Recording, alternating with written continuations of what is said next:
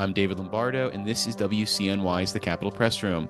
The process of greenlighting new charter schools in New York has been and continues to be a major point of contention for education stakeholders, and now the state's teachers union is going to court to stop this expansion, specifically taking aim at the review process by SUNY, which has been much more receptive to new charter school applications than the State Board of Regents, the other main authorizing entity in the state, but is also closely aligned with the state's teachers union, an underwriter for this program. For more on the divide over the authorization of charter schools in New York, we're joined by New York Focus education reporter Melissa Manno. Welcome back to the show, Melissa. Thank you so much for having me. Well, for starters, I think it would be helpful to describe how charter schools fit into the education landscape in New York. So, how are they funded? Who do they serve? And I guess how prolific are they in a state where we still have, hundreds of public school districts? Yeah, absolutely prolific. In New York State, charter schools serve over 180,000 students. There's roughly 350 operating charter schools throughout the state. A vast majority of these students are in New York City, but these schools are popping up all throughout New York. And so, to provide a little bit of background just on the history here and on the law, New York enacted its charter school law in 1998 after a political tug of war between the state teachers union and New York City's public school system. And then New York Governor George Pataki, who was, very supportive of charter schools, wanted to get a law passed. And I can get a little bit more into that if you're interested. It's That's probably a how we bit too got in the the pay weeds. raises for state lawmakers. Exactly. Okay, so you're familiar. I'm sure many people I'm are, quite but yeah. old. Yeah, so linking the legislative pay raises with the charter school bill was what forced the authorization of charter schools in New York State. What we end up getting through that deal is this dual authorization system where groups that want to open charter schools in New York State must submit an application to an approved authorizer. And there's two main ones in New York. It is the largely governor appointed State University of New York Board of Trustees, historically pro charter, more flexible, more open to charter applications, and then the legislature elected State Board of Regents. And so these groups have been at odds, I would say, for quite some time. Of the roughly 350 operating charter schools in the state, 220 of those were authorized by SUNY, only 92 were authorized by the Board of Regents. And so, yeah, there's a bit of a battle here. Not to overcomplicate the process, but the Board of Regents has the authority just to approve a charter school application that's submitted to them. SUNY has to bring their approvals to the Board of Regents. And when that happens, the Board of Regents has the ability to either send it back to SUNY with notes, which is like essentially an objection, or they can approve of it. But when they object to it, it goes back to SUNY, and SUNY can then resubmit it to the Board of Regents without making any changes.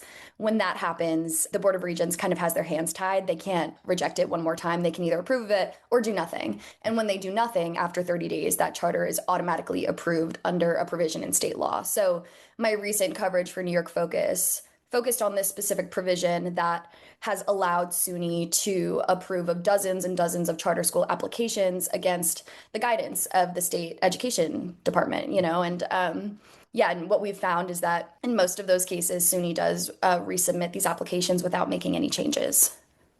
Well, thinking about the state teachers union and their concerns about the proliferation of charter schools, why is this an issue for them? Is it just about competition for public dollars and the fact that public schools are responsible for some of the expenses of charter schools, like transportation, and the fact that the state is putting up money per pupil for charter school kids as well?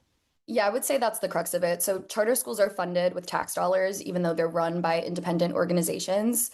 And in New York State, school districts are responsible to pay charter schools tuition based on the number of resident students that attend them. And so, those payments can be quite exorbitant. Public schools also have to pay for transportation. So, if a local student enrolls in a charter school, the public school district pays to bus that student to the charter school. They also have to pay for some health and welfare services. And so, in my story, I cited specifically Buffalo Public Schools, just to provide an example out of New York City. Last school year, Buffalo budgeted $195 million for payments to local charter schools, which obviously, takes money away from public schools to provide a adequate education to the students that are under their care. We know that these districts are often already cash strapped, so that's less money to hire teachers to provide programming. Public school advocates, including the state teachers union, really argue that charter schools shouldn't receive public funds because they operate under a different legal framework. There are many of the same regulations, but charter schools also have different requirements. While public schools are governed by an elected board of trustees, charter schools have an independent nonprofit board. Charter schools have more flexibility in how they teach learning standards. They have more flexibility in hiring. All of their teachers don't have to be certified, for example. They're often not unionized, which is a big reason the state teachers union works in opposition of them.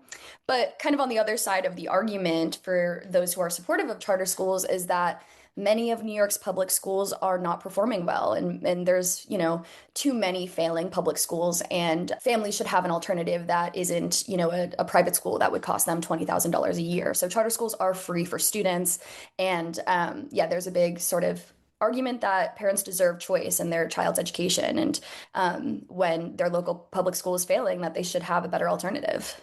So historically at the Capitol, the teachers union's approach to charter schools has been on keeping a meaningful cap in place on the growth of charter schools. But as you've reported, they are now going to court multiple times over SUNY's process of approving new charter schools.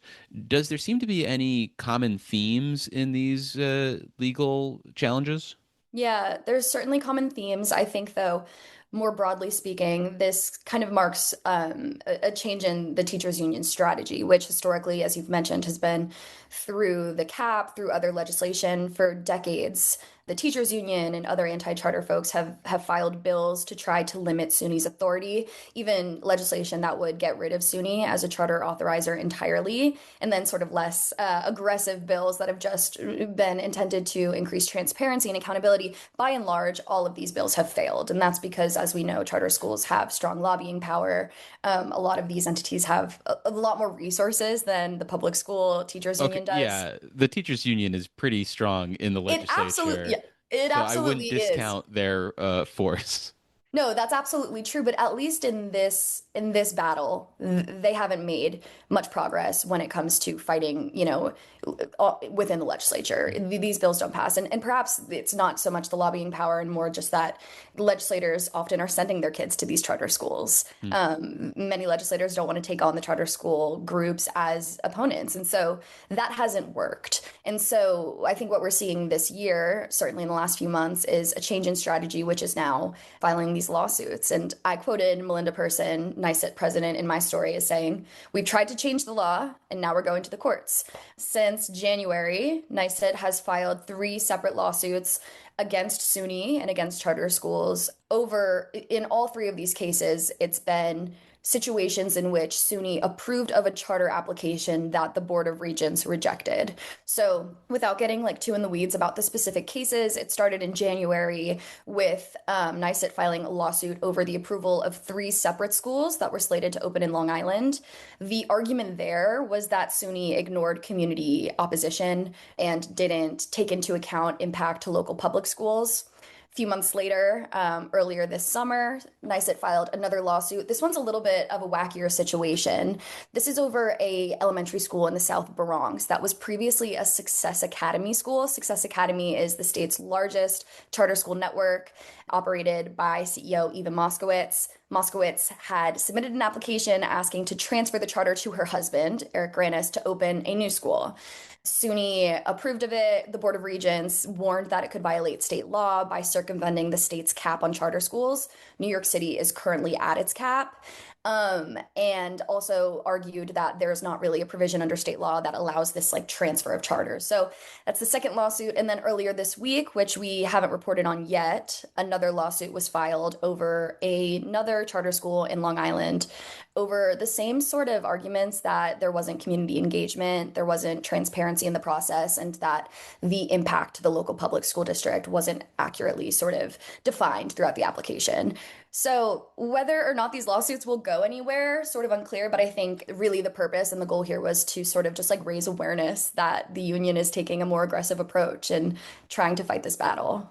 Do you get the impression that there is any sort of compromise or movement on these issues? Because as you reported, the state education department, when pressed on its review process by charter school advocates, fired back in very strong and emphatic language about their concerns about charter schools. And we spoke earlier this year with SUNY Chancellor John King about the charter review process. And one of the things that I noticed about it was he led by saying, look, I'm not personally involved in the charter review process.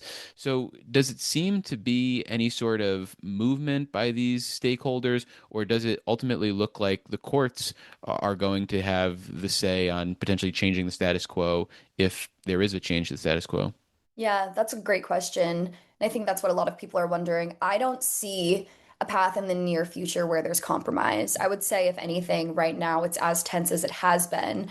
And the state education department's rebuttal to a coalition of charter school CEOs saying that this relationship is hostile and essentially accusing the Board of Regents and state education officials of kind of like, escalating it because they're quote unquote jealous of SUNY's success. I think that sort of represents just a really core disagreement here that, yeah, I think the courts is what's ultimately going to have the biggest say. Now, many of these schools are already operating or are slated to open in the next few weeks. So the goal of the lawsuits to stop these schools from opening or serving students, I don't think the unions are going to see success there, but whether or not they kind of get enough leverage from this to change the law, perhaps that's the outcome that they want. But no, yeah, I would say definitely the relationship here has always been strained, but maybe now more so than ever. However, speaking to legislators that have been at the forefront of this issue and who have filed a lot of bills, such as Senate Education Chair Senator Shelley Mayer, she said that she's been working with SUNY, that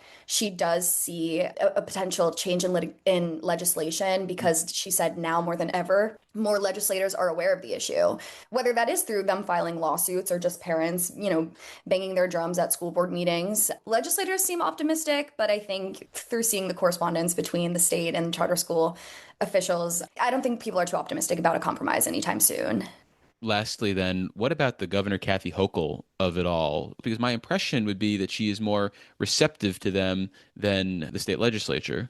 Yeah, I think that's a fair assessment. Perhaps not surprisingly, the governor has taken a more moderate middle ground position on charter schools compared with many of her peers in the legislature. I think her approach has generally been that charter schools in New York State do have a place within the broader public education system.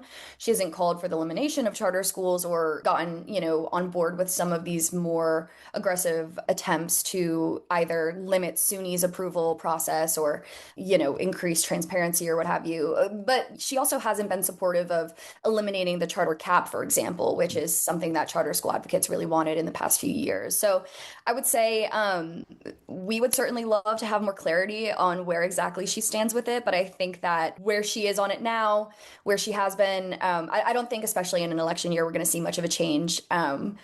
With her position. I think that this is obviously a really nuanced issue. There's a lot of opinions on both sides. Like you had mentioned, the state teachers union certainly has a lot of power. So do the charter schools. And so I don't think that this is a particular issue where people really want to come out strongly on either side if they haven't already. But I guess, as you pointed out earlier, with the SUNY board being largely controlled by gubernatorial appointees, we kind of know where the governor stands on this issue because if she had major concerns with the authorization of charter schools, then you might see a different tact from SUNY. Yeah, I think that's a great point that you can sort of look at SUNY's track record and say that that's indicative of where she stands. I would also maybe argue that where we've seen her priorities recently has been in public school funding and, studying foundation aid and ensuring public schools have more resources to serve lower income students or students experiencing homelessness. And so I think that, again, she's not looking to get rid of charter schools in the system by any means, but her priority has definitely been in increasing overall public school funding. And I guess maintaining a balance, which is like right now what both sides are sort of saying their goal is. I mean, There are a few public school advocates that do want to get rid of charter schools fully. And I think, there's bills circulating about requiring a local vote, for example, Hmm. when a charter school applies to open in a community. The SUNY board and SUNY Charter School Committee Chair Joe Bellick, he says, I mean, that would essentially eliminate charter schools in New York State. That vote, no public school district board is going to vote to have a charter school open in their area because that's just not something the public school people are in favor of. Bills like that at the core are an attempt to kill the whole business of charter schools, right? But largely in my conversations, at least, both people that are critical of SUNY's approval and also people on the other side of the aisle that say the state is overly hostile to charter schools, they both do see a future in which these two very different educational entities are able to coexist and even work collaboratively, share resources between them to benefit students. Well, unfortunately, that's all the time we have for this conversation. We've been speaking with Melissa Manno. She is a education reporter with New York Focus. Melissa, thank you so much for making the time. Really appreciate it.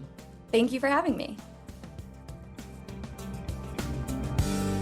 Support for the Capitol Press Room comes from O'Donnell and Associates, a public affairs firm providing strategic guidance to businesses and nonprofits on navigating policy and regulatory issues. More information is available at o'donnellsolutions.com.